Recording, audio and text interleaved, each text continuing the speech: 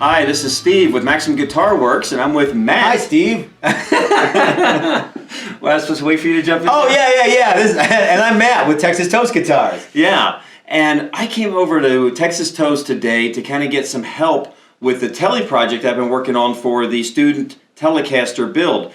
And I think you're going to love what we're doing on that project. I love it. Yeah. It's really cool. And Matt's doing a video on it that he's going to post. But we're going to take what we've got at this point, and I'm going to end up finishing this video series back in my shop. But I think we're at a great point. I think it's cool, too, because when I went to the class, there was a handful of students talking about one of the things that we do and some of the things that we made video. Should we spill the beans? Might as well. Okay. So we're going to do a fabric top. Yeah. And there's been a handful of guys from your class that were like, hey, can we do fabric tops?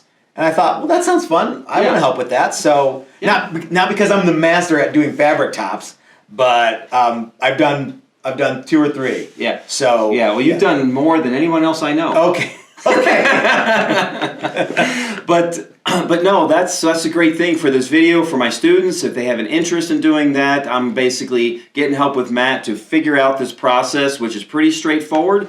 And I think the hardest part is just getting the right materials to do it. Yeah. And once you have that, pretty quick process. So that's what this cool video, too. They are very cool. So that's what you're going to see when we continue this video. It's going to be back in my shop working on what Matt and I just started today. Welcome to part 13 of the Student Telecaster build. If you're just joining us now, check out all the other episodes. I'm basically building a Telecaster on video for the students that I have at a college luthier program that I'm teaching. And in class, I'm demoing a Stratocaster, but this is the Telecaster that I'm building on the video for the students that I'm releasing to the public. A few days ago, I went over to the Texas Toast shop, and Matt and Chris walked me through the process of how they do the fabric tops. And so we actually got this one on video, and I'll link it below to the video, the Texas Toast video, where he's showing me how to do this process. And today, we're going to go and continue the process of working with this body. First step we're going to do is we're going to flush cut all the excess. I trimmed it with a razor blade, but I'm going to flush cut it with a router bit all the way up to the edges. Then we're going to go ahead and install binding. So we're going to have to cut a binding channel and install that binding. And then as a special treat today, I've got another body, Telecaster body, that I've been building in parallel with this one that I'm going to go ahead and do the fabric top after only one lesson with Matt. So let's jump right into it with the flush cutting all of the cavities and then the body itself. Now I'm going to use the handheld router to get into these guys because I just don't like doing those with a table router because they're blind at that point, and I don't like blind routing any more than I have to. So we've got a 1/4 inch flush trim bit. It's got just a double, small little tiny double bearing on the end. Now the critical thing here is I've got some holes in these routes, all right, and I can't let the bearing fall into any of those holes or I'm going to get a notch at those locations. So I set the bearing on the higher side so that it hits the rim of all of these pockets and I don't fall into that hole and make a mistake. So hopefully that's the way it goes. We're not going to take a whole lot off, just flush trimming that fabric and that's it. And shouldn't create a whole lot of dust. So get my hearing protection on, let's do this.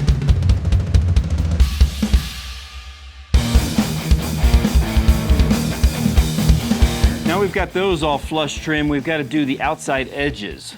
And if it wasn't for this forearm contour, I would just go ahead and continue doing it with the router, the handheld router. And in fact, we could probably do most of it that way. But because of the forearm contour, I'm gonna choose to go to the router table because then I have this entire surface that lays perfectly flat and it'll make the whole thing more stable. When I get to the forearm contour, I'm going to have to make sure that bit is sticking up high enough where that bearing comes against in contact with the wood at the highest point or the lowest dip of the forearm contour as we're going to have it flipped over. All right, just so I don't forget to raise this bit later, I'm going to start with the forearm contour, get that all the way done, and then I'm going to lower the bit so it's only high enough that it needs to be, and then I'm going to come back and do the rest of the guitar.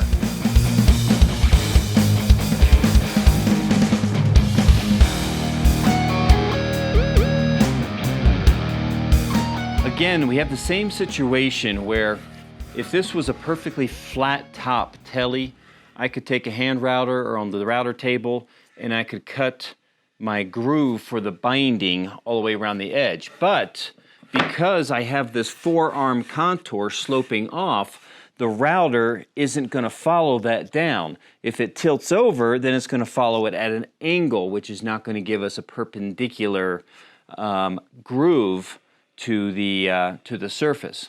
Okay, so what we need is a different tool for that, and this is a jig called an overhead router or binding trimmer or binding router or something like that. What it does is it floats up and down. So as my bit is cutting and it comes into the forearm contour, this thing will glide all the way around and follow it back down and then back up again. All right, now we're not going to go and just go ahead and cut to the body, all right, because that is a recipe for disaster. We have to prove that the depth of the bit and the bearing on this particular one, which is right here, is set to an appropriate distance so that we have the depth that we need and the depth of cut in both vertical and horizontal, what we need for this binding to fit perfectly on the edge of this guitar. So this is a good use for some of the scrap cutoffs that you had from the body itself. We can use those edges to kind of prove that piece. And I like to take a piece of the actual binding that I'm using. In this case, it's perloid binding. I like to take about 1 inch off of that, and that's what I will use as my test piece. And I want it to be as flush as I possibly can in the horizontal direction, and I want it to be just a fingernail proud in the vertical dimension. So in the vertical direction. So basically when I take my fingernail and run it across, I can just barely feel a lip, and that's where I want to be in that. So we're going to work on those right now with our test piece.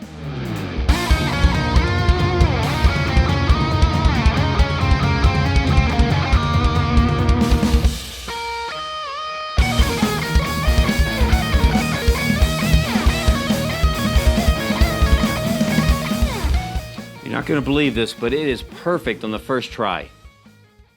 No, it's not. Binding channels are never perfect on the first try. That's why we do the test piece. So I'm a little bit more proud horizontally than I want to be, and a little bit more, just ever so slightly more than I want to be vertically. So let's make some adjustments, and we'll try this again.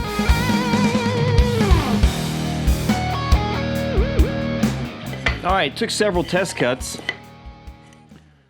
but I got it to the point now where I really like it. I feel like it's perfectly flush horizontally to like the side of the guitar, and that I just have about a fingernail, just enough to feel with my fingernail on the top side. So that should work really well for us. I'm going to keep these settings the same, and we're going to move right on to the actual guitar.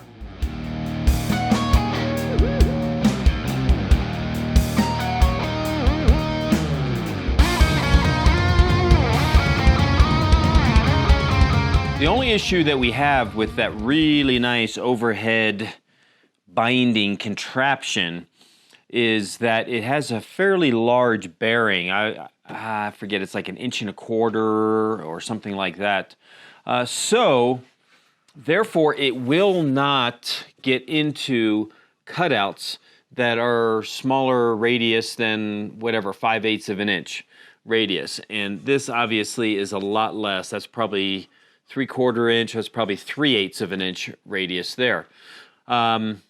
This side, no problem. Strat style guitars, no problem. But the Tele is a problem getting into that.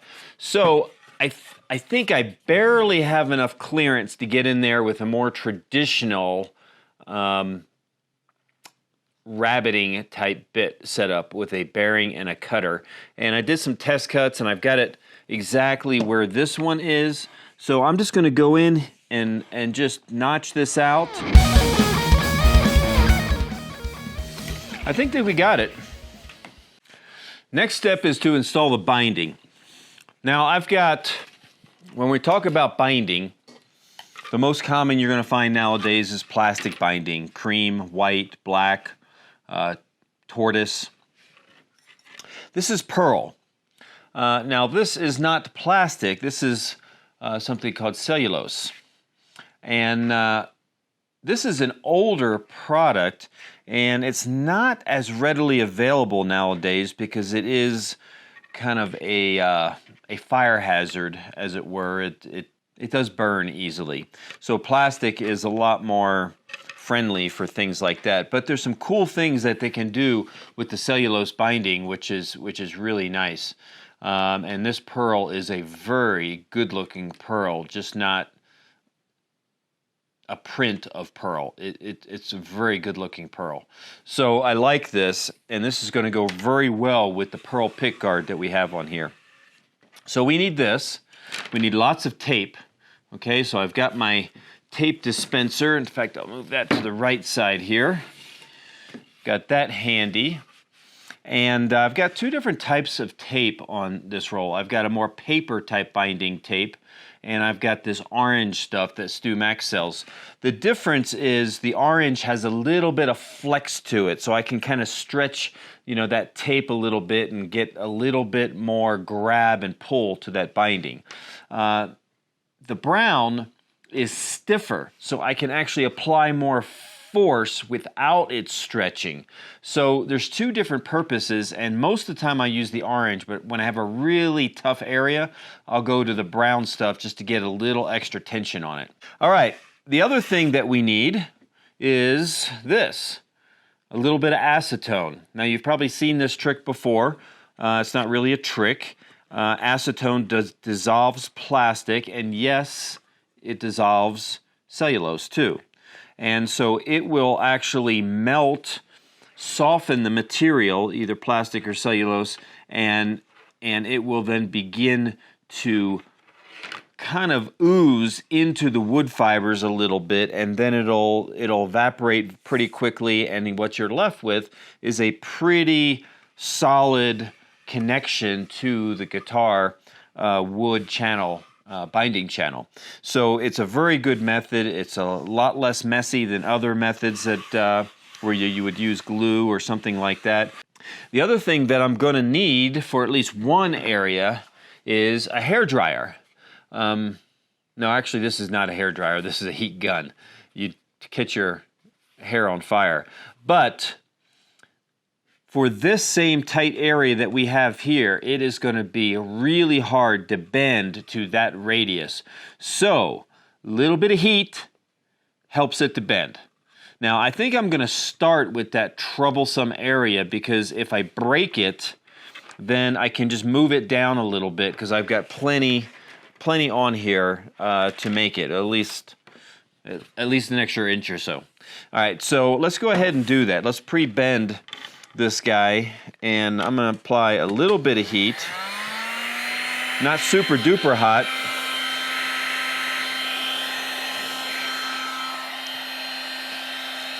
If I hold it up and I get enough heat on it, it'll start to actually bend the other way.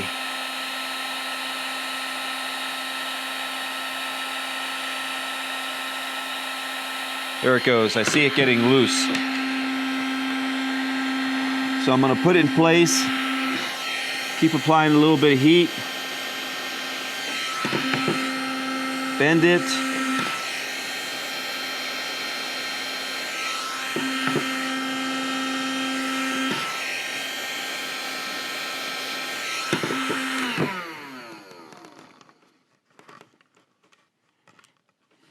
now it got hot enough where it conformed to the shape of this channel. So I am going to now tape that and let it cool down, and it will hold that shape. So I'm going to put a couple pieces on here just to get really tight. And that looks pretty good. Now we can use heat on the rest of it. It doesn't need it as much, but it does make it a little bit easier.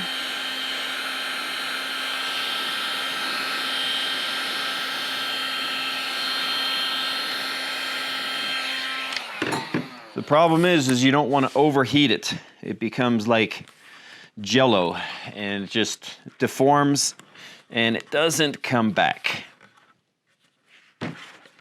Let's keep going here. Can everybody see this okay, or you want a different angle? Let's bring you back for a different angle. That's holding pretty good, but let's get a little bit of heat so there's not as much spring back.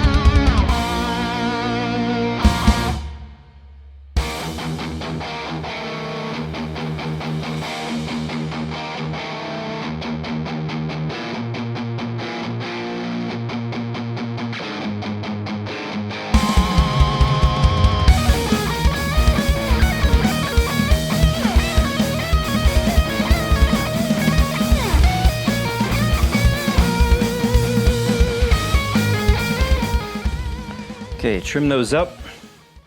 I'm gonna end up filing them down after it's all set. But let's take a look at that. That is one super nice, tight binding. Let's check it out. If I see any gaps, I'm gonna re-stretch these.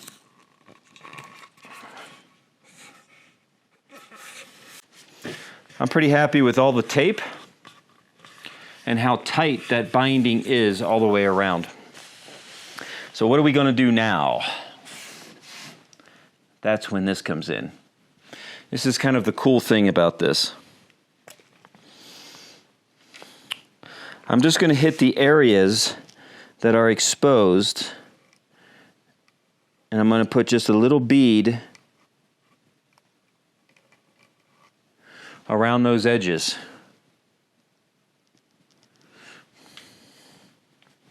The rest will evaporate.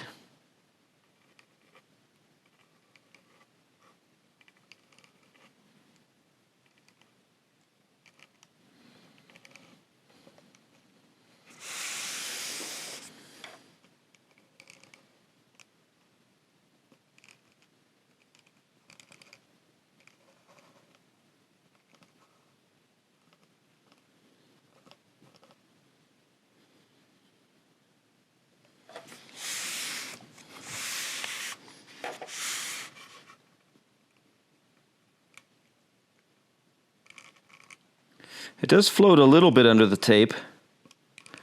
It'll also mess up the adhesion of the tape, so you don't want to overdo it, is what I'm saying. I didn't really say that, but that's what I wanted to say.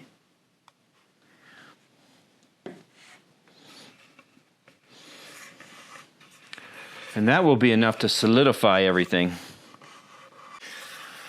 It really only takes minutes for that to evaporate, but I'm going to give it, I don't know, I'm going to give it 30 minutes or so, maybe an hour, and we'll come back and we'll reveal the binding. All right, we ready? Are we ready for the big reveal? All right, ain't that big.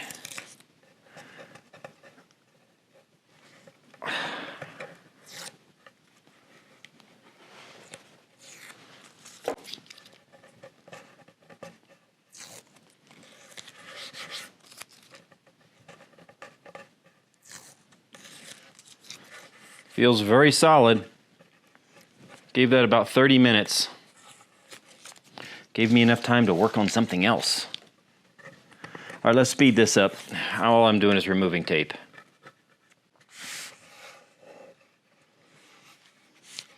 All right, next thing we're going to do is level off this binding ever so slightly. And for that, I like to use a file. I turn it into a safety file by adding a piece of that brown binding tape on the end. There's about 2 layers on there. So basically, as I file this down, that piece of tape protects the surface, the fabric in this case, from getting scratched by the file.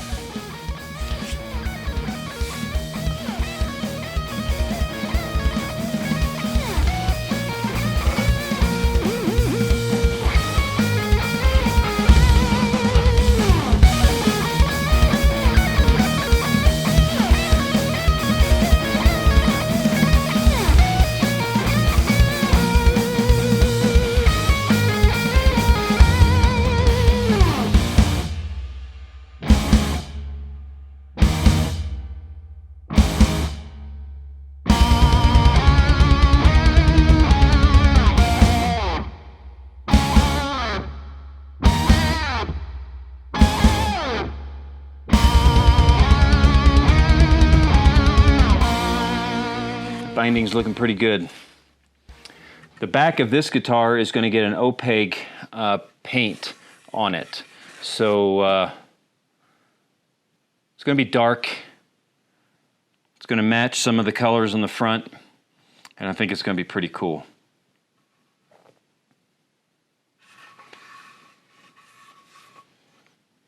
The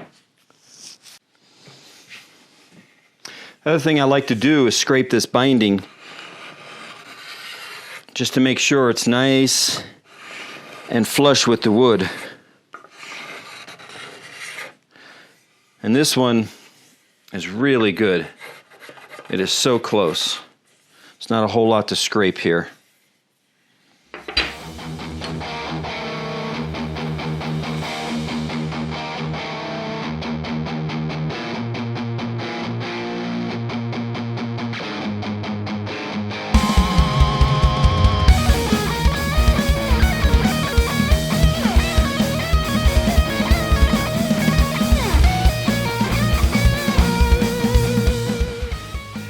Last thing that I want to do with the binding is take a binding scraper and just knock off the top edge, the sharp edge.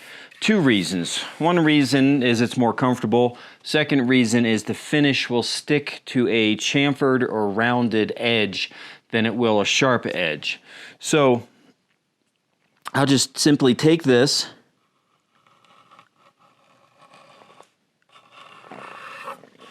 and just start shaving a little bit off.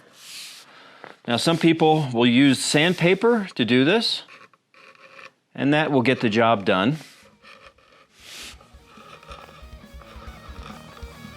But I find sandpaper to be a lot less accurate.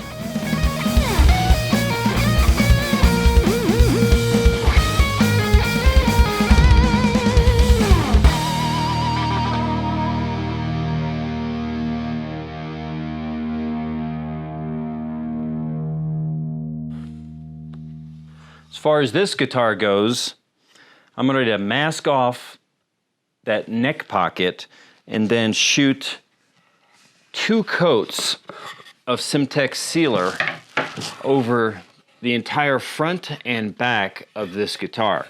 And after we have those on, we should be ready to start leveling the top and leveling the sides and the back. And then we're going to shoot the base coat, the color coat, to the back and sides, and then we're going to do the final clear coat.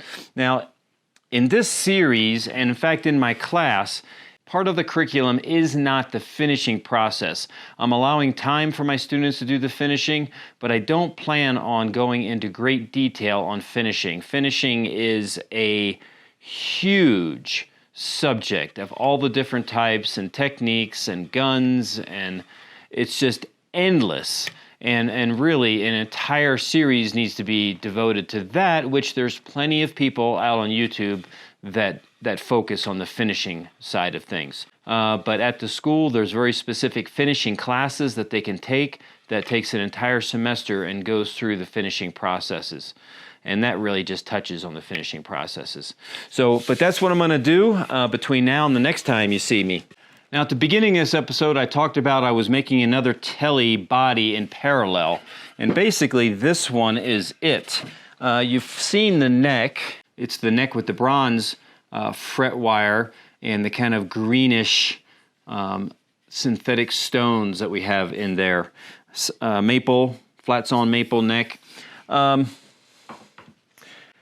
this body is African whitewood. It's very lightweight, actually about the same as the alder probably, maybe a hair lighter. But what we've done with this is to try a different technique. I've left the top without any of the cavity routes. Because one thing that Matt was talking about when we were going over these fabric tops is how it's easier to route everything after the fact. And I'm going to give it a shot and see what I think of that. Now, I do have this top secret compartment here that I basically had to route out and then cap, and then I'm going to access it from the back. All right, so this was my way to kind of get full route of that entire area, but only have a small enough access on the back in order to slide in the different components into place.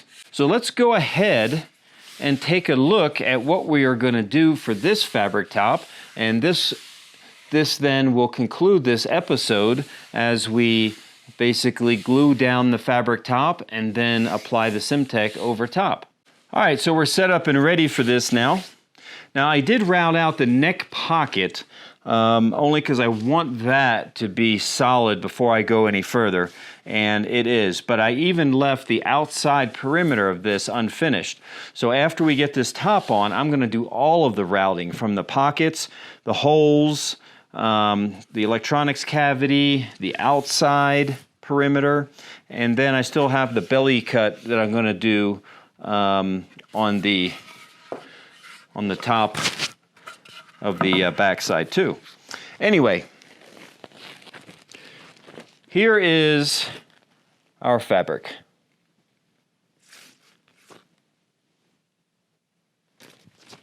And I've been thinking about this, and I think I am going to lay this right down the center line, evenly spaced between the front and the back. I think that looks pretty good. Maybe a little bit more this way. Yeah. Yeah, that looks good. All right, so like we did when I was over at Matt's place, we're just going to peel back about half of this and spread some glue.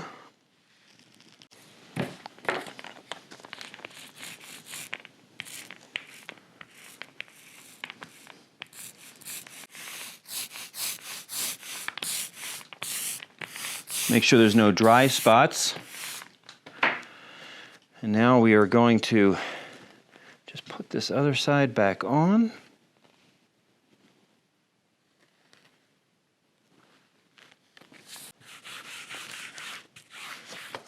Now we'll peel this other side back over and a little bit past my previous glue line.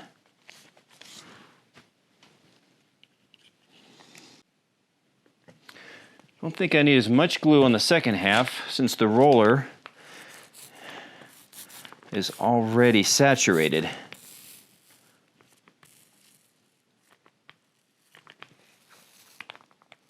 You notice how I'm trying really hard to avoid calling this what Matt calls it.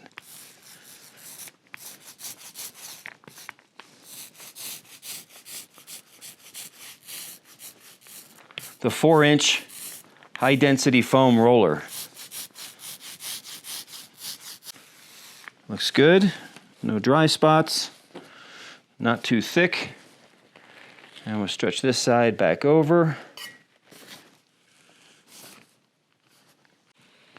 Matt's convinced that it's easier to do the routing after the fact, and so I'm going to trust him on this one and see how it goes. Let's give that 10-15 minutes, and then we'll be ready to roll on the Semtech. All right, glue is dry, top is clean. We've got about 6 ounces of Semtech sealer, so that would be about a half a cap according to Matt, or 3 millimeters according to the actual formula. So there's 3 milliliters. Let me see. That's almost a full cap.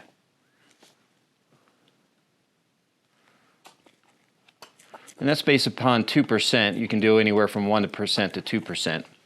So I guess a cap full is a much easier way to do it.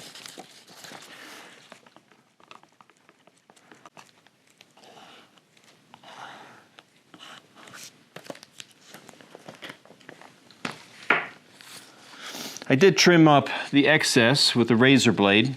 My recommendation is these type of utility razor blades and a brand new one. They're pretty cheap. Brand new ones slice through this material like it's nothing.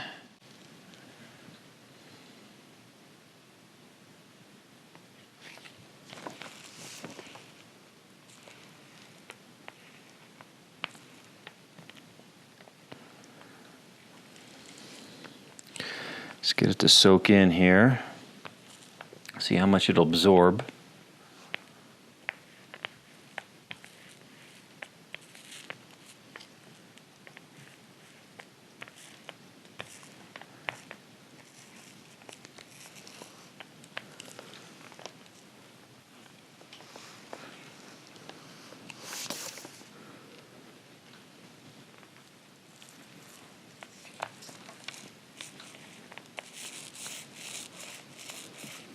Looks good and tight.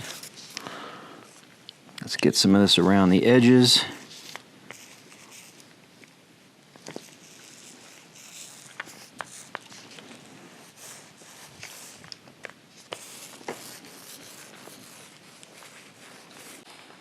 So that wraps up part number 13 of the student Telecaster build. We got a lizard eye Telecaster. The second one, the other one was a Space Odyssey type scene, and I think both of them are going to be pretty cool that we're building in this video series for my students. We'll give this one 24 hours to cure, and then go back and do the same thing as what we did with the other one. We'll flush cut it, and we'll bind it, and we'll be right up to speed. All right, so there you have it. Maximum Guitar Works take on the Texas Toast fabric top guitar. And I know Matt's going to say, hey, I didn't invent this, but you certainly made it popular. Good job, Matt.